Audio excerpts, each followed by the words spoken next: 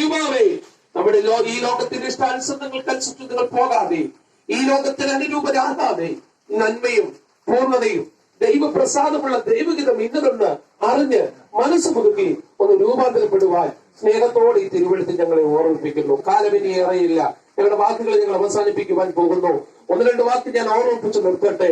ഒന്നാം പുനരുത്ഥാനത്തിൽ പങ്കുള്ളവൻ ഭാഗ്യവാൻ. രണ്ടാം മരണം എന്ന ഒരു നിത്യ നരകമുണ്ട്. അത് നിത്യമായ സത്യമാണ്. ഈ നരകാഗ്നി എന്ന് പറയുന്ന നിത്യമായി ന്യായം വിധിച്ച നരകത്തിലേക്ക് നമ്മെ തള്ളാതിരിപ്പാൻ ഈ ഭൂതലത്തിലായിരിക്കുമ്പോൾ തന്നെ ഒറ്റ കാര്യം ചെയ്താൽ മതി. യേശു ക്രിസ്തുവിനെ ഹൃദയത്തിൽ വിശ്വസിച്ച് വാ കൊണ്ട് ഏറ്റു പറഞ്ഞാൽ മതി. ബാക്കി എല്ലാ കാര്യങ്ങളും ശരിയായിക്കൊള്ളും. ബാക്കി ദൈവം നോക്കിക്കൊള്ളും. ഒരു കൊച്ചുകുഞ്ഞിനെ സ്കൂളിലേക്ക് കൊണ്ടുവിടുമ്പോൾ ഒരാദ്യം വലിയ ബുദ്ധിമുട്ടാണ്.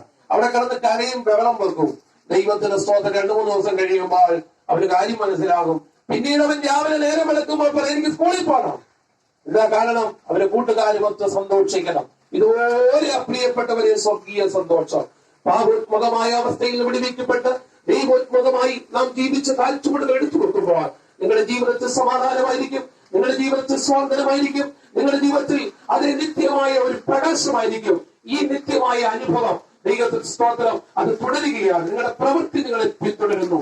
ഒരു സഹോദരൻ അതേ സ്ഥലത്ത് വലിച്ചുകൊണ്ട് ഒരു സുവിശേഷകന്റെ അടുക്കലേക്ക് വന്ന് കളിയാക്കുന്ന മട്ടിൽ പറഞ്ഞു, സ്നേഹിത അല്ലയോ ഭാസ്കരേ, ഒന്ന് വലിക്കാത്തവനും ഒന്ന് കുടിക്കാത്തവനും മനുഷ്യനാണ്.